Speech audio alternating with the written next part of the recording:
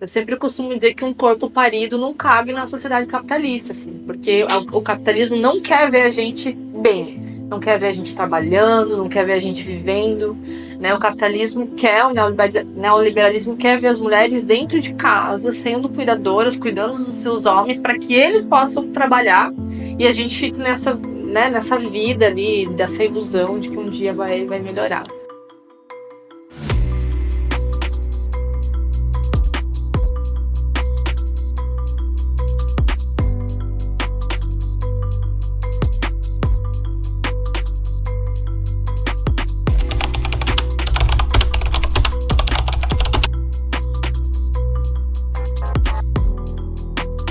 Sou Denise Maria Sapelli, sou professora universitária, sou doutora em administração. Eu me chamo Marta Brode, eu tenho 38 anos, eu sou mãe da Alma, eu sou jornalista. A gente está trabalhando junto na UC, produção de conteúdo em multiplataforma. E sou uma das professoras que orientou esse projeto. Da A3, projeto que se chama Envelhecendo.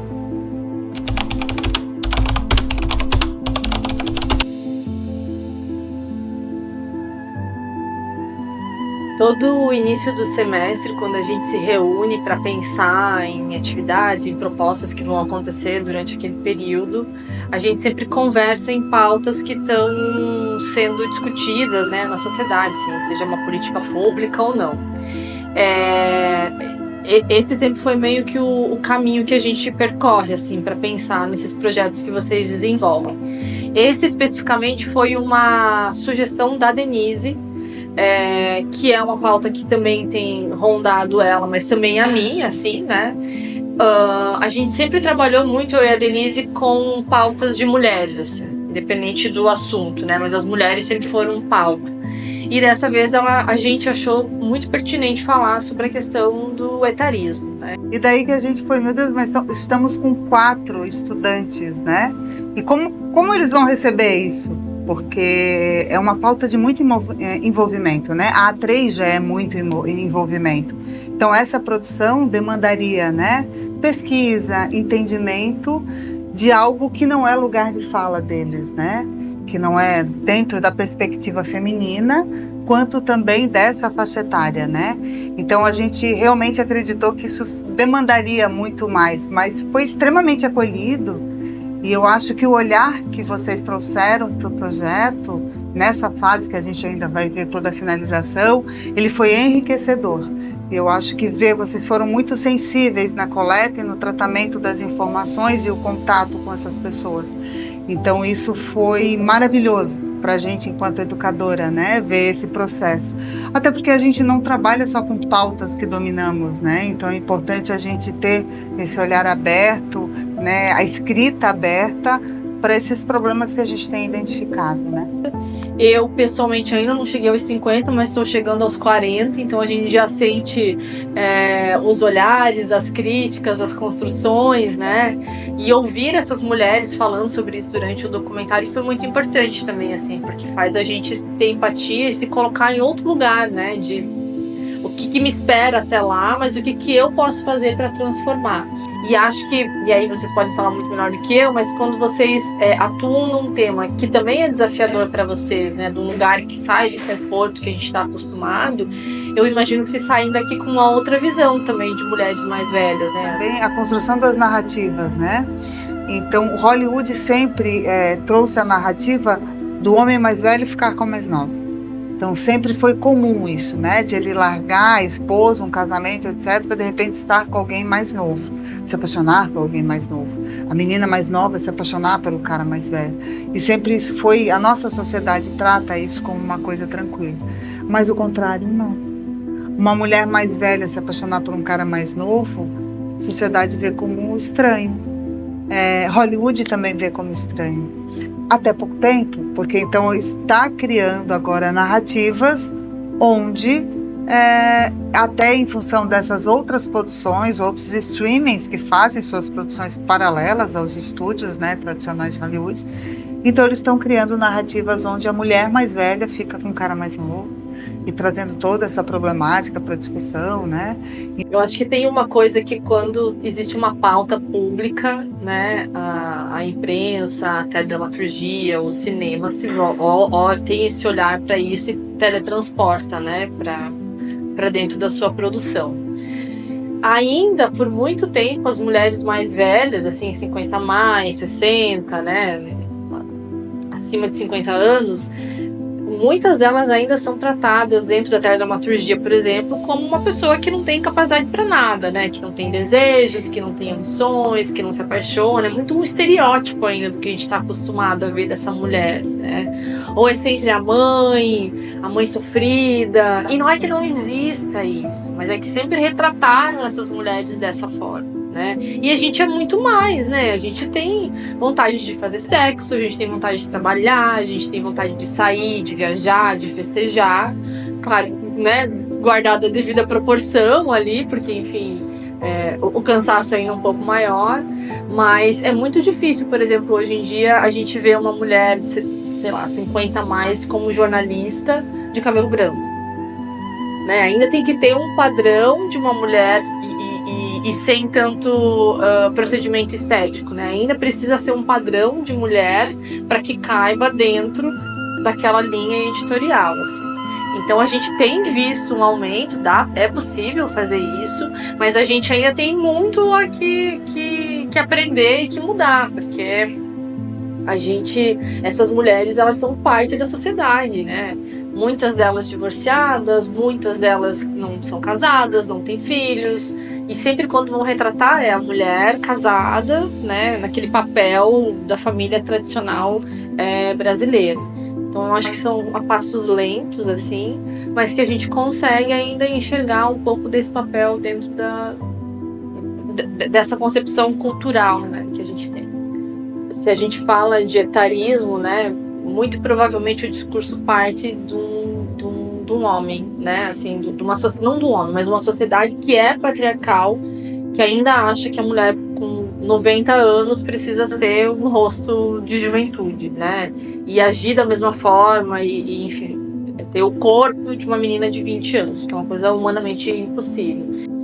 É muito mais difícil quando você olha uma mulher de cabelo branco e um homem de cabelo branco, o homem vai ser elogiado, ele é sexy, ele é bonito, nossa, que galã, né? Os atores de telenovela e de cinema, quando tinha o cabelo branco, meu Deus, que coisa maravilhosa. A mulher, a primeira coisa que a indústria fez é criar uma tintura para ela esconder o cabelo branco dela.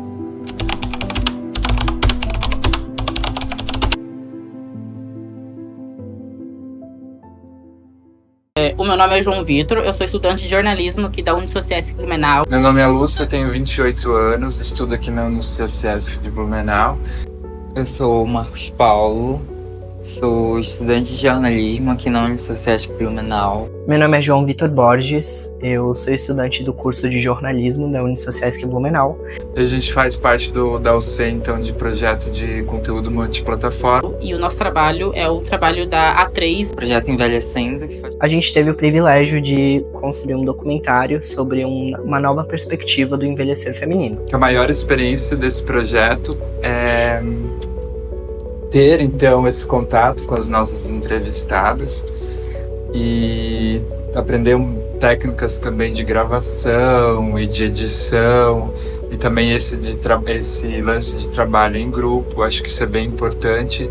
Isso é uma coisa que a gente só vai aprender realmente estando em campo, fazendo, atuando, e foi sensacional por conta do tema também, que é um tema que está bem em alta, é um tema muito super importante.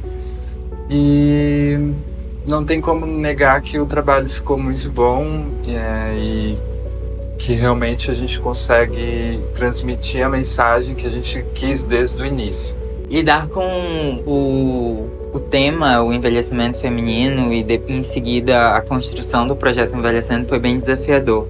Acho que é uma pauta bastante sensível, então a gente teve que ter essa sensibilidade de falar sobre mulheres e falar sobre o envelhecer delas. Então eu acho que eu trouxe muito de uma linguagem familiar minha, das minhas avós. Eu tenho 3 avós, então eu trouxe muito delas, da vivência delas e da vivência da minha mãe, que também tem 48 anos.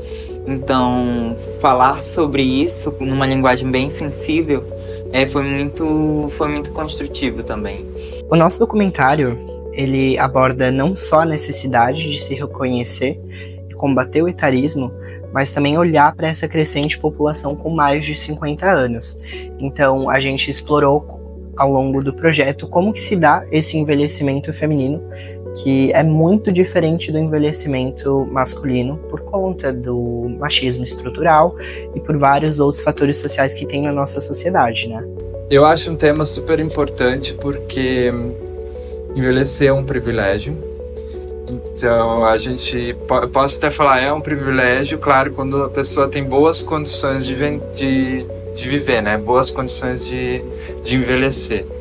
Não é para todo mundo, obviamente, mas existe uma coisa que é tão bom viver, ao meu ver, né? Já mais de uma forma opinativa. É tão bom viver que acho que envelhecer só traz coisas positivas. Hoje eu tô com quase 30 anos e sou muito mais maduro de quando eu tinha 20 e poucos anos. Então, isso é importante para mim também. É óbvio que eu gostaria muito de envelhecer bem e tendo também cada vez mais uma intelectualidade, aprender coisas novas. Eu acho que o nosso maior desafio foi o tempo, que a gente teve que lidar com isso, porque a gente teve praticamente uma semana por episódio, assim, para gravar, fazer a decupagem, escrever o roteiro, editar e postar, né? Então, acho que foi o nosso maior desafio, foi lidar com o tempo, respeitar o cronograma, tanto das postagens do Instagram, quanto a postagem do doc no YouTube. Então, esse acho que foi o nosso maior desafio, assim. E um dos maiores desafios, assim, que eu tive na produção do material foi a construção textual e a construção de reportagens. Eu gosto de reportagens, eu gosto de gravar produção de conteúdo. E foi a minha primeira experiência indo pra rua, abordando pessoas, conversando com mulheres, ouvindo histórias, que faz parte da construção do jornalismo. Então isso pra mim foi bem marcante, bem especial. E trazer tudo isso pro prático, depois produzindo a websérie, foi bem enriquecedor, assim. Uma coisa que ajudou bastante a gente foi a nossa a nossa relação com as nossas mães, que todos nós temos. E eu posso falar por mim, assim, eu acho que eu espelhei muito tanto das mulheres que a gente entrevistou, muito na minha mãe. Minha mãe, ela tá com 48 anos, ela tá nesse processo de envelhecimento. O jornalista entender o texto, a reportagem que ele quer fazer, é a vivência que ele tem em campo. Então, a nossa vivência que a gente tem em campo com as nossas mães em casa, acho que ajudou também. Durante o processo de criação, tanto de pauta com o pessoal, né, com os outros meus colegas, acho que a nossa maior indagação assim, na nossa cabeça, se a gente ia conseguir falar sobre o envelhecer feminino sendo homens. Para mim, enquanto homem, participar da produção desse documentário foi muito importante. Ao longo do projeto eu tive a oportunidade de entrar em contato com a vivência dessas mulheres com mais de 50 anos, conduzir as entrevistas também e participar de uma realidade que não é minha, mas é da maior parte da população brasileira feminina com mais de 50 anos, que elas vivem essa realidade, às vezes indireta, que é do etarismo, né? Então, sem dúvidas, a gente conseguiu passar essa mensagem clara, né? Que é sobre a reflexão do envelhecimento feminino e do etarismo, e uma coisa que ajudou bastante ao longo do processo de construção dessa narrativa foi ter 2 professoras, a Marta e a Denise, que têm um olhar bem crítico e sensível sobre o tema. Além disso, a gente também priorizou usar uma abordagem mais sensível na história dessas mulheres, né? E trazer um cunho bem de reflexão sobre a temática brasileira. A sensação que fica dessas 3, assim, é dessa potência que a gente tem, né? A gente, quanto mulher, a gente tem essa potência, e de que a gente pode reverter essa situação com ajuda, com auxílio e com os debates de todo mundo, né? Pensando nesse projeto, por exemplo, ele é um pontapé inicial para uma discussão, né? Vocês vão reverberar isso na casa de vocês, entre os amigos de vocês. Quando vocês verem algum tema relacionado a isso, provavelmente já vão puxar aí da memória esse trabalho e repensar, né, para falar sobre isso. Então eu acho que é essa potência que as três têm, assim, né, de tudo que elas precisaram enfrentar, cada uma à sua maneira, dentro das suas dificuldades, do seu contexto social, né. Mas eu me emocionei demais com o da Juliana. Eu achei um episódio muito sensível, até porque ali também outras questões estão abarcadas, né? Então, não é só a questão da mulher 50 mais, né? Então, eu achei um episódio bem forte também. Gostei muito da poeta, da escritora, Raquel, que trouxe, né, esse olhar singelo para esses sentimentos que ela estava sentindo também. E achei super real a fala da doula, deles. Eu achei ela com uma dor genuína na fala dela, sabe? Então, ela expressando efetivamente que ela sente todos esses processos na pele, mas sente um pouco menos em função da profissão. A profissão deu para ela uma licença poética de não sofrer com os problemas da idade no ambiente de trabalho. Se você ainda não assistiu os outros episódios, corre que ainda dá tempo. Além disso, eu te convido a acessar o nosso Instagram, @envelhecendo, e acessar os conteúdos sobre etarismo e envelhecimento feminino que a gente produziu. Também te convido a acessar o nosso site. Lá você consegue ver um pouquinho mais da vida das nossas entrevistadas desse projeto a partir de objetos que têm valor sentimental para essas mulheres.